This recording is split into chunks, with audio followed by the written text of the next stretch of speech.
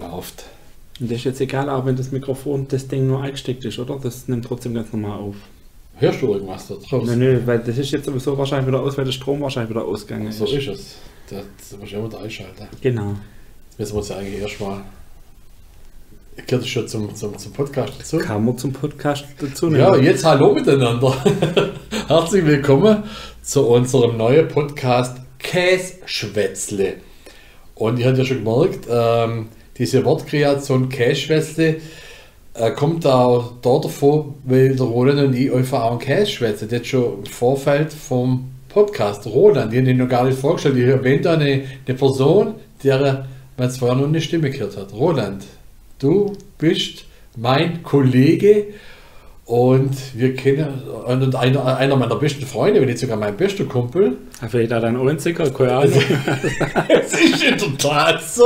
Ich habe das jetzt noch nicht direkt angesprochen, aber es ist schön, dass wir das in der Öffentlichkeit teilen können. Roland, du bist mein einziger Freund, mein einziger Kumpel. Aber so ähnlich geht es mir auch. Das ist doch mal wunderbar, oder Leute?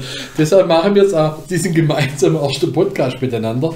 Wobei ich jetzt so kurz einbringen muss, Roland, du wirst jetzt nicht immer bei jedem Podcast dabei sein, weil der Roland ist viel unterwegs. Also der Roland mal für sich zum Kriegen ist richtig schwierig. Letztes Jahr wollten wir ins Allgäu, da haben wir geplant gehabt, am Anfang vom Jahr.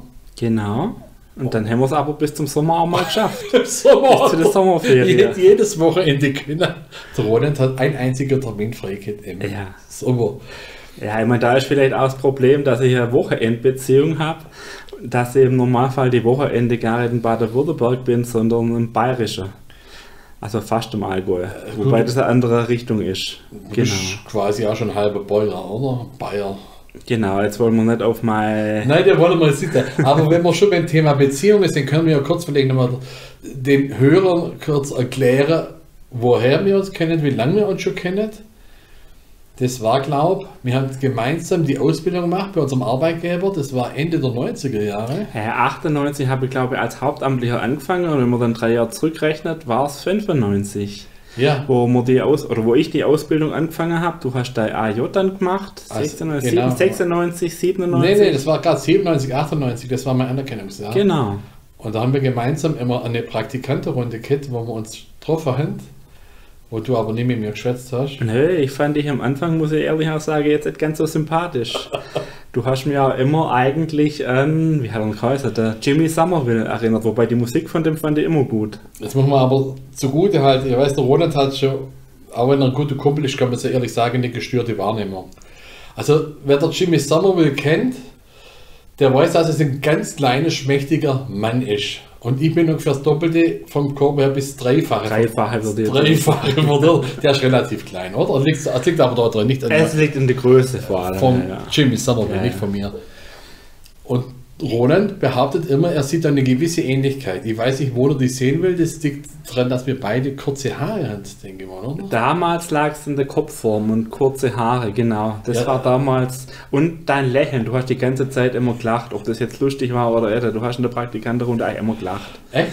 Ja, eigentlich schon. Vielleicht habe ich über dich gelacht. Das kann gut sein. Und das war der Grund, wieso du mich leiden konntest. Das kann gut sein. Sorry für das noch, was damals vor 26 Jahren stattgefunden hat, Roland. Ja, Ich hab hast du das jetzt auch richtig ausgerechnet, aber das prinzipiell ist 98 zu 24, das sind 26, oder? Ja, aber vorher hast du gesagt 97 hast du AJ gemacht. Ja, aber 98 war es vorbei. Jetzt seht ihr jetzt so pingelig, ja? Gut. Naja, aber Auf jeden Fall kennen wir uns schon echt eine halbe das Ewigkeit. ist brutal. Bis jetzt zusammen alt waren, wir haben zusammen zugenommen, abgenommen, wobei der Roland mir abgenommen hat, wie ich bin immer noch im höheren Gewichtsstadium. Der Roland ist da sehr vorbildlich mit Sport und Abnehmen. Ja, mit Sport vielleicht schon, aber mit Abnehmen klappt es nicht ganz so. Ja, aber gut, du wiegst ja trotzdem einen Bruchteil von mir. Also jetzt. Ach, das ist jetzt nett Aber gesagt. das werden wir jetzt hier halt vertiefen, weil sonst das versaut mir das jetzt echt meine Laune vor unserem ersten Podcast. Nee, lassen wir uns im ersten Podcast auf jeden Fall mal nicht über unser Gewicht schwätzen. Nein, wobei das auch ein Thema sein wird. Wir sind jetzt gerade noch im Themensammler. Wir haben das da mal eine Liste aufgeschrieben, was uns beide interessiert, was für Themen. Das ist unter anderem das Essen. Ja, wir haben auch schon öfters mal zusammen gekocht. Wir haben sogar bei uns, Ja. Am Internat bei unserem Arbeitsplatz haben wir sogar schon mal Koch-AG gemacht. Das stimmt, mit unseren jungen Erwachsenen, mit unseren Jugendlichen. Also Essen, Kochen, das ist schon immer ein Thema gewesen, wo uns die letzten 26 Jahre schon begleitet hat. Ja, wir essen halt beide brutal gern. Ja, da wären wir uns gleich wieder im Gewicht, aber das lassen wir jetzt sein. Ja, das ist auch so ein Thema, vielleicht können wir da auch mal drüber einen Podcast machen, über das Gewicht, Selbstwahrnehmung, Außenwirkungen.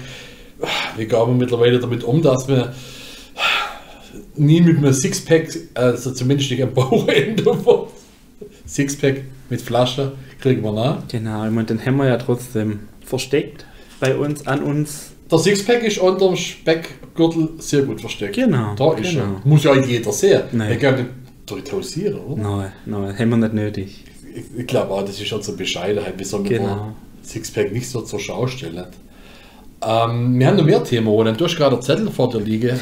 Ja, ich meine, was ihr ja jetzt mitkriegt, wenn ihr den Podcast hört, Mundart ist ein Thema, vor allem beim Axel. Du machst ja auch noch immer mal wieder Videos auf YouTube, Witzle erzählen oder schwäbische Begriffe erklären.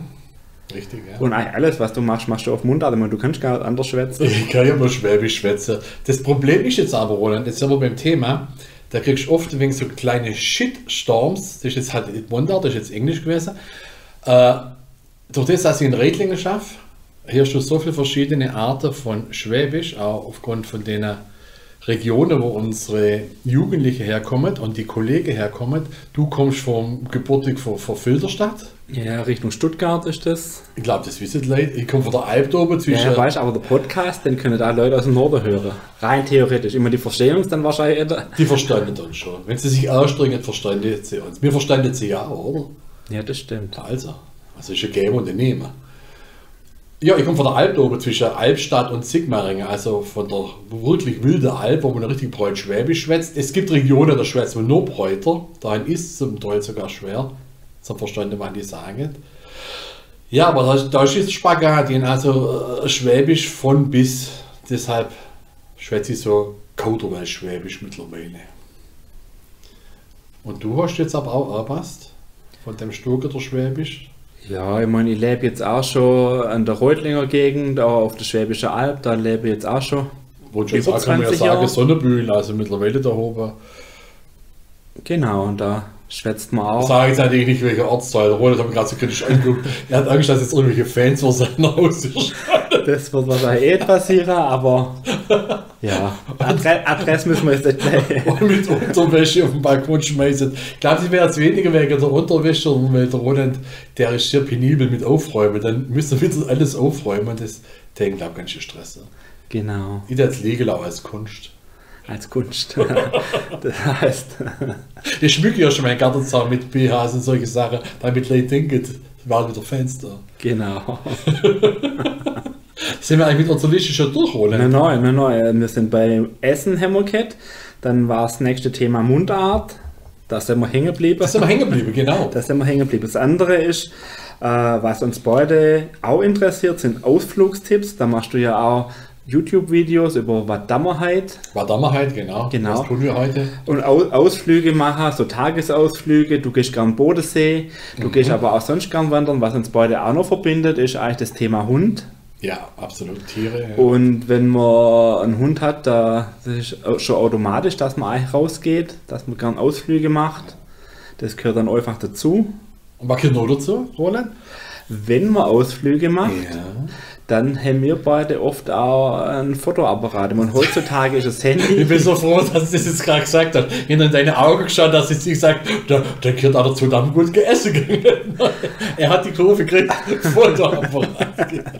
Ja gut, wobei es gibt da dann durchaus, wenn man mal wandern war oder wenn man Ausflüge gemacht hat, gibt es auch immer wieder gute Restaurants, Tipps, wo man gut essen kann. Und der Axel behauptet immer, egal in welchem Ort ich war, ich weiß in jedem Ort ein gutes Restaurant oder irgendwie ein Tipp wenigstens, ob das jetzt gut ist oder nicht, das bleibt jedem selber überlassen, aber auf jeden Fall mal ein Tipp, wo man essen gehen kann. Das ist echt unglaublich. Du kannst mit dem Roland echt über die tiefste Alp fahren wo wirklich kein Mensch auf der Straße ist, wo fast das Gras auf der Hauptstraße wächst und der Roland sagt, in dem Ort gibt es der beste Bäcker, der hat die wirklich.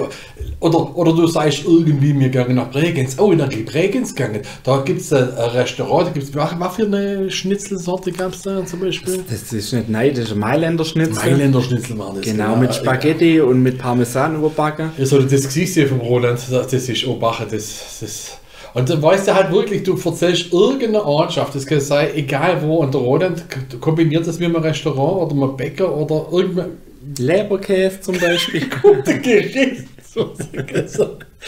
Also so eine kulinarische, ja, bei dir sieht eine Landkarte aus wie eine Speisekarte quasi, oder? Ja, sagen wir mal so, auf der Landkarte sind auf jeden Fall die Speisekarte mit integriert.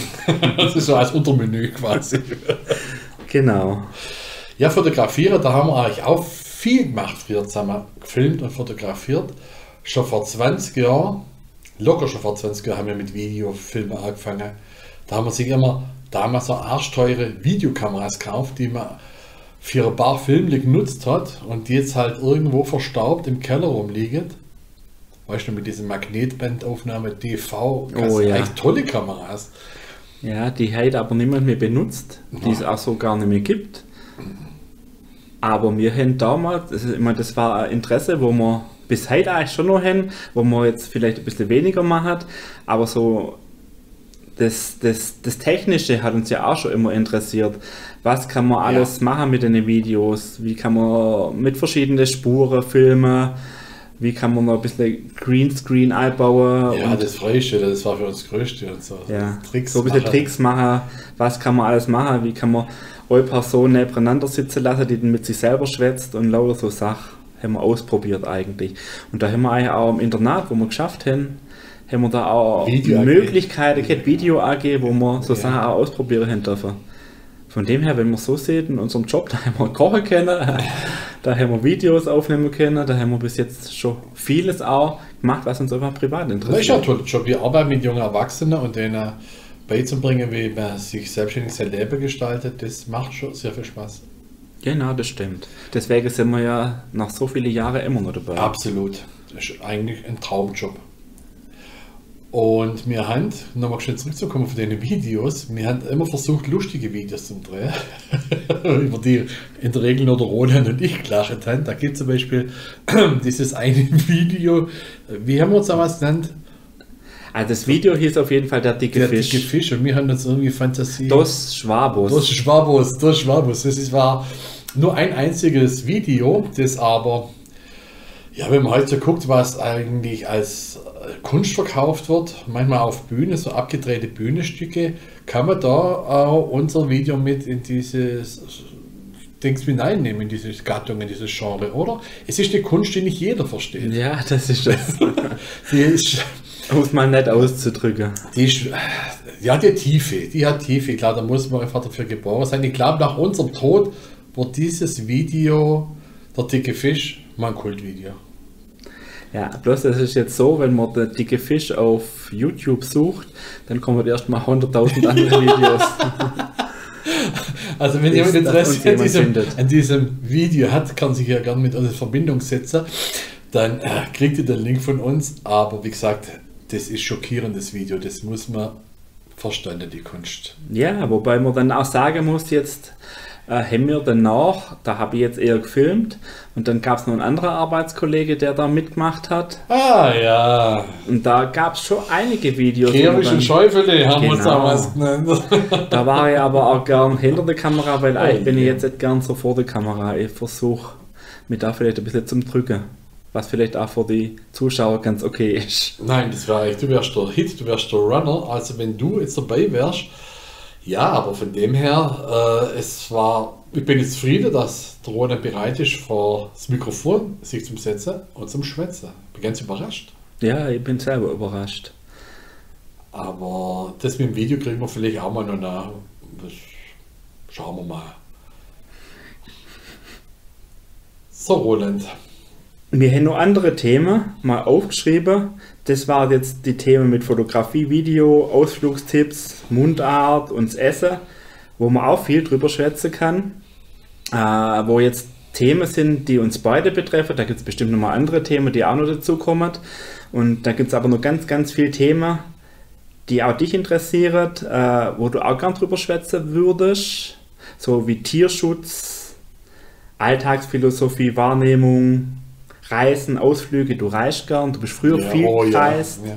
Das ist alles zu kurz gekommen zwischenzeitlich, aber wenn man halt auch einen Hund hat, kann man auch keine große Weltreise mehr mit dem Rucksack machen und sagen, ich gehe mal ein Vierteljahr nach Südamerika oder ein halbes, dreiviertel Jahr nach Australien. Geht einfach nicht mehr. Aber das sind jetzt auch Sachen, zum Beispiel gerade deine Reise nach dem AJ, wo du in Australien war. Genau. Sagen. Das war eine tolle Reise, ja. Und ich denke, das sind auch noch Sachen, wo vielleicht Leute interessieren könnten, was du da alles so erlebt hast und wie dich die Reise auch verändert hat oder was du aus deiner Reise mitgenommen hast. Ja, da können wir auf jeden Fall auch nochmal einen Podcast drüber machen, wie das ist, alleine zu reisen und die Vorteile vom Alleine-Reisen. Wie man selbst an sich und an den Herausforderungen wächst und was man für Leute kennenlernt. Ja, da machen wir mal extra mal was. Das ist jetzt zum Beispiel was, wo ich mir gar nicht vorstellen könnte, alleine reisen.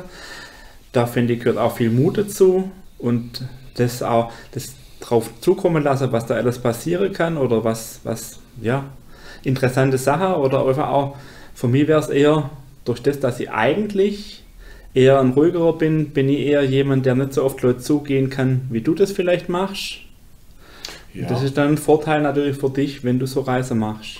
Ja gut, schwätzen muss schon kennen, Roland. Du kannst jetzt nicht jemand bloß angrenzen, so denke ich jetzt auch. Das stimmt auch mit dem. Und das ist jetzt vielleicht was, wo ich vielleicht ein bisschen Schwierigkeiten hätte. Deswegen, wenn ich Reise mache, dass dort jemand dabei ist, der auf mich aufpasst.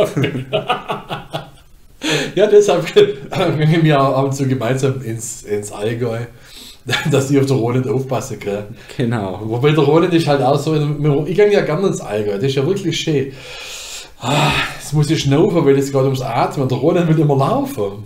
Und die will halt lieber fahren. Also lieber Zollbein auffahren und da oben halt ein wenig spazieren laufen. Der Roland, der will halt am besten schön Italien anlaufen und dann wieder zurück. Das ist mir halt alles ein wenig zu viel. Ja, aber bis jetzt haben wir ja immer was gefunden, wo wir dann auch gemeinsam im Allgäu machen können. Ich habe es überlebt und zum Schluss waren wir meistens dann noch in der Käserei. Oh je. Jetzt muss ich gerade überlegen, letzter Aufenthalt, wo wir im Allgäu waren. Wie war das? In welchem See waren wir da in Österreich? Da, wo wir in Füssen waren. Wie hat man der See geheißen? Aber der Roland erstmal eine halbe Weltreise durch halb Österreich gemacht hat. War das der Alatsee? Ich glaube, der war es. Der Roland fährt nach Österreich genommen und ich denke, Jesus Gott, jetzt, der ist im tiefsten Österreich drin und dann sind wir einen Buckel aufgelaufen, dann ist schon schwitzen müssen und schnaufen, weiß ich war. Und dann sind wir um den See rumgelaufen und auf der anderen Seite, da glaubt du gerade die Grenze durch, der See durch zwischen Deutschland und Österreich, richtig? Da ist auf jeden Fall die Grenze ganz nah am See. Vielleicht geht es ja auch durch, das weiß ich nicht mehr. Egal, aber man läuft auf österreichischer Seite und auf deutscher Seite, der See ist relativ klein. Und dann sind wir auf der deutschen Seite gesagt, war fast am Ufer gespürt, war ein wunderschöner Parkplatz. Und dann haben wir dann nachher herausgefunden, oder ich habe herausgefunden, weil ich habe recherchiert, der Roland hat sich jetzt interessiert, hätte einfach auch geschwind den Buckel auffahren können, jetzt sei schon, man hätte durch halb Österreich durch müssen und wäre schon quasi direkt am See sein. Aber nur gut, es war ja für meine Gesundheit förderlich, diese Bewegung, oder? Deswegen haben wir das damals auch gemacht. Ich habe das eigentlich von vornherein gewusst, wollte es aber, dass du dich ein bisschen bewegen kannst. Ja, wenn das fällt dem Roland, wenn er sieht, wie ich mich blockt, hat er einen Grinser drin. Aber ich denke, da war es etwas gut mit mir. Ja, da haben wir eine tolle Ferienwohnung noch gehabt. Das war, eigentlich hat man von der Ferienwohnung direkt Schloss Neuschwanstein. Absolut, die Lage war genial. Super Lage. Ja, du bist schon am Haus gestanden, hast direkt auf Neuschwanstein geguckt. Wir sind dann umgelaufen morgens geschwind, mit dem Hund spazieren gelaufen, du bist ruckzuck am Schloss da. Wir sind aber nicht aufgelaufen, sondern bloß unterhalb das Ort durch. Was grinst du mir so wegen dem Buckel? Ja, ich wollte nicht auflaufen wegen dem Buckel. Der Buckel sind wir nicht aufgelaufen. Ich gesagt, jetzt machen wir ein paar Bilder von dem Schloss und das kann mir auch herzoomen. Genau. Sollen wir das Thema wechseln? Wir wechseln das Thema. Das war da im Hintergrund hier, das ist im Roland seine Kaffeemaschine. Die stellt gerade aus. Die stellt gerade meistens aus in dem Moment, wenn man einen neuen Kaffee rauslassen wird. Ich gerade auch sagen, weil eigentlich könnte man jetzt kurze Pause machen und einen Kaffee trinken, aber in dem Fall Kaffeemaschine ist aus, wir machen durch. Ich habe noch einen Rest drin. Ich habe auch noch einen kalten Rest drin. Ja. Das langt jetzt aber erstmal. Wie weit sind wir jetzt mit dem Thema? Also die Themen haben wir jetzt mal, was wir an Themen gesammelt haben wir eigentlich jetzt mal so geschwänzt. Aber das ist ja jetzt bloß mal ein grober roter Genau. Faden, also wir sind offen auch für andere Themen. Wir sind offen für andere Themen. Du bist vor allem offen für andere Themen. Du bist ja auch eigentlich der Axel von Bretzelingen. Ja, so nenne ich mich im Internet, richtig? Genau, da kennst du auch schon einige von deinen Fans, von Leuten, die dich kennen, so ein bisschen 42. übers Internet. Interessant, sagen wir Oder so. Interessente. Und da gibt es Follower. auf jeden Fall auch bestimmt ganz, ganz viele interessante Leute, die auch interessante Themen haben, Mit Sicherheit. mit denen du gern auch über Themen schwätzen möchtest. Einfach auch Themen, die euch beide interessieren würden. Absolut. Also wie der Roland schon gesagt hat, ich bin echt offen für viele Themen. Wobei es gibt natürlich auch so Spezialthemen, ganz wenige Themen, die mich jetzt nicht interessieren, wie Quantenphysik oder so ganz kleine oder irgendwas, was im mikrochemischen etc. Bereich ist.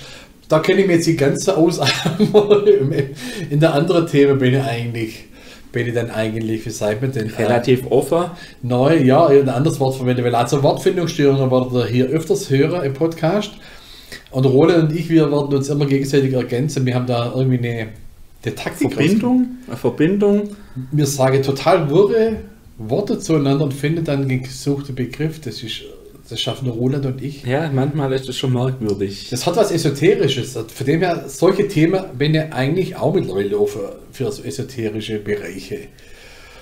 Und ja, also wenn ihr irgendwas habt, ein Thema, das euch beschäftigt und ihr der Meinung seid, das könnte auch mich interessieren, und da könnten wir uns miteinander unterhalten, weil wie gesagt, der Roland wird nicht immer dabei sein, also suche ich auch weitere Gesprächspartner für die kommenden Podcasts, dann kontaktiere mich doch einfach. Wie der Roland gerade vorher schon gesagt hat, ich bin im Internet unterwegs unter Axel von Bretzelingen. Ich bin auf Facebook als Axel Wagner oder Axel von Bretzelingen, könnt ihr beides mal suchen. Dann schickt ihr mir da einfach, wenn ihr noch nicht mit mir befreundet sind, einen Freundschaftsantrag. Also ich werbe jetzt um Freundschaftsanträge, das sind gezwungen, mich jetzt ein FA zu stellen. Nee, Quatsch, aber ich würde mich freuen, wenn ihr das machen würdet. Und Instagram bin ich, da könnt ihr mich kontaktieren, und wie der Roland vorher auch schon gesagt hat, auf YouTube auch Axel von Bretzelingen. Genau, da gibt es übrigens, muss ich gleich ein bisschen Werbung machen von Axel. Gerade das mit deinen neuen Videos, wo du seit vielleicht einem Vierteljahr machst, das war Dammerheit. Ja. So die Ausflugstipps, Ausflugsziele, so eigentlich in der Gegend Schwäbische Alb bis jetzt auf jeden Fall mal. Da wo du selber noch hinkommst, meistens so ein bisschen deine Region bis jetzt. Im Moment noch auf das reduziert, wo man schnell näher kommt, genau. Genau, wo einfach auch sehr interessant ist. Wo selbst ich sogar die Videos vom Axel angeguckt habe. Oh, Leute, das ist ein Oscar mit der Roland, ein Video von A bis Z, von Anfang bis Ende angeguckt. Und mir nachher sagt, das war nicht schlecht. Der kannst einen Oscar. Der Haseke. Also der Roland, der ist einer meiner größten Kritiker meiner Videos. Und von dem her, wenn der Roland sagt, das Video war gut, dann wow. Dann Die kann man durchaus empfehlen, die Videos. Boah. Das muss man durchaus sagen. das setzt mich natürlich auch unter Druck für die kommenden Videos, gell? Genau, und vor allem kam da schon 2 Wochen gar nichts mehr. Da musst du wieder dranbleiben. Das ist richtig. Man muss mal wieder spannende Ziele finden. Vielleicht, gerade wenn ihr das hört, wenn ihr irgendwelche interessante Ziele habt, wo es nicht so bekannt sind, wo ihr aber der Meinung seid, die hätten eine größere Aufmerksamkeit verdient, könnt ihr mich auf diesen Kanälen kontaktieren, die ich vorher genannt habe. Und dann könnten wir da einfach mal nachfahren und ein Video drüber drehen. Auf jeden Fall. Genau. Was vielleicht noch wichtig ist für die Zuhörer, ist vielleicht, wie oft möchtest du den Podcast veröffentlichen? Das ist eine sehr gute Frage. Also wöchentlich ist zu eng, weil in der kurzen Zeit bringst du gerade so viele spannende Themen auf den Tisch. So 1 bis 2 Mal im Monat. Also einmal im Monat muss schon sein, sonst verliert man einfach die Hörer und die Hörer verlieren das Interesse in dem Podcast. 2-mal wäre natürlich am besten, das hängt aber auch davon ab, ob in der Zeit gerade mal Urlaub haben oder ob Feiertage sind, wo man sagt, okay, in dem Monat können ja mal 2 produzieren. Aber einer pro Monat auf jeden Fall. Das muss sein. Genau, und ich denke jetzt, heute in dem Podcast haben wir jetzt einfach mal so ein bisschen angeschnitten, was für Themen interessant sein können. Aber wie schon gesagt, es können auch neue Themen kommen, wo wir bis jetzt noch gar nicht drauf gekommen sind. Da wäre einfach gut, wenn wir Rückmeldung von euch kriegt, wenn ihr uns schreibt über den Axel, über sein Homepage, nicht Homepage, sein YouTube-Kanal oder über Facebook oder Instagram. Gebt einfach mal Brezelinge ein in die Suchmaschine. Also wie ein Brezel und dann Ingen hinterher, Brezelingen, und dann findet ihr sowieso ruckzuck irgendetwas über mich. Oh ja, und dann kontaktiert ihr mich und dann schauen wir, sind die Hochdeutsch gewesen. Das ist das, was ich vorher gesagt habe. Dann gucken wir mal. Was rauskommt. Und ich weiß jetzt sind wir jetzt schon am Ende für unsere erste Folge. Ich denke eigentlich jetzt erstmal schon. Ich glaube auch, wir haben jetzt schon viel Käse geschwätzt. Käse-Schwätzle Folge Nummer 1.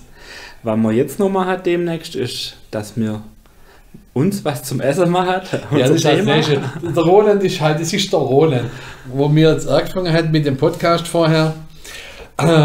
Und ich das dem Roland erklärt habe, Käse-Schwätzle, Titel etc. Wir haben eigentlich Pommes machen, wenn ich nachher. Roland hat jetzt halt voll Lust auf Käse-Spätzle. Jetzt müssen wir nachher noch Spätzle holen. Wir schaben halt jetzt selber. Für alle Kritiker neu, wir sind jetzt einfach zu faul, wir sind zu hungrig. Wir kaufen halt fettige Spätzle mit Käse und dann grillen wir auch noch was. Genau, dann essen wir die Kässpätzle mit einem Stück Fleisch oder gucken wir mal, was man findet. Ja, das Thema Fleisch, da müssen wir uns auch noch mal drüber unterhalten, weil das sind auch so Themen. Roland und ich sind Flexitarier. Wir sind immer hin und her gerissen mit vegan, vegetarischem Fleischessen. Aber das will ich hier im Moment noch nicht vertiefen. Das kommt auch noch im späteren Podcast. Jetzt wollte ich aber noch was anderes sagen, Roland. Und zwar genau wegen dem Intro und Outro. Das ist immer so eine Sache mit diesem Podcast, mit spannenden Intros und Musik, pipapo. Vielleicht kriegen wir ja was, mit einer Geräuschkulisse, die ich noch... Ja, Ronald? Vielleicht hat da irgendjemand von den Leuten, die zuhören, macht Musik oder weiß irgendwie was, wie man... Oder hat eine Idee für ein Intro und Outro, wo dir das zukommen lassen kann. Das wäre ja auch eine Idee, wenn es überhaupt sein muss. Wenn wir gesagt wir machen diesen Podcast ja nur aus Spaß und sich jetzt dann noch irgendwie ein Jingle zum Besorgen, wo du dann wieder irgendwelche rechtliche Sachen beachten musst, nehmen wir mal lieber selber irgendwelche Geräusche auf aus dem Alltag und machen da irgendwie eine Geräusche-Collage. Aus diesem Grund kann das jetzt sein, das weiß ich jetzt noch nicht, ob ich für diesen Podcast ein Intro noch erstellen werde. Wenn nicht, das merkt ihr ja spätestens, wenn er startet, ob es geschafft hat oder nicht. Lege das jetzt mal so auf Goldwaage. Es geht jetzt ja mehr um die Inhalte. So sieht's aus. Roland, hast du noch ein letztes Wort? Nö, ich hätte. Ich habe jetzt, was ich noch habe, ist Hunger. Ich muss jetzt irgendwie gucken, dass ich das rausgefiltert kriege, dieses Magenknurren von dir. Das war mir vorher gesagt, mit der Kaffeemasche war nicht Kaffeemasche. Das war wohl sein Magen. Das kann man so zugeben, oder? Das ist das Käsegeschwätzte. Das ist das Käseschwätzle. So, liebe Leute, also ich freue mich über jeden Kontakt von euch und jede Rückmeldung. Wenn es euch gefallen hat, liket es, teilt diesen Podcast, weil ihr seid andere drauf hin. Hey Leute, ich muss ja vorher sagen, der Roland ist ja auch so ein Wortakrobat. Das war noch vorher noch gebracht, das war auch geil. Da hat er mal ein Fotozeug vor Nichte und sagt, da war halt die Fotogräfin im Kindergarten. Also mit dem Gendern haben wir es dann auch nicht wirklich so, weil der Roland hat nämlich gewusst, Fotografin und nachher sagt er, da war halt die Fotogräfin im Kindergarten. Lege das auch auf die Goldwaage mit dem Gender, da sind wir einfach jetzt nicht so mit dabei, oder? Nein, das fehlt uns manchmal wahrscheinlich ein bisschen schwer, weil wir da nicht ganz so viel überlegen. Naja. Und das ist aber auch nie böse gemeint, wenn man da vielleicht nicht alles so ansprechen, wie sich das heutzutage vielleicht gehört oder wie das manche denken, wie sie das heutzutage gehört. Ja, also wie das gehört, das ist... Ja. Jo, so, also, liebe Leute, wir gehen jetzt gleich zum Einkaufen, schmeißen den Grill und Pfanne an und wir hoffen, ihr habt auch noch so einen schönen Tag wie wir heute. Und dann bis zum nächsten Mal. Bis zum nächsten Mal, ob ich dabei bin oder nicht. Genau. Tschüssle und Ade. Ade.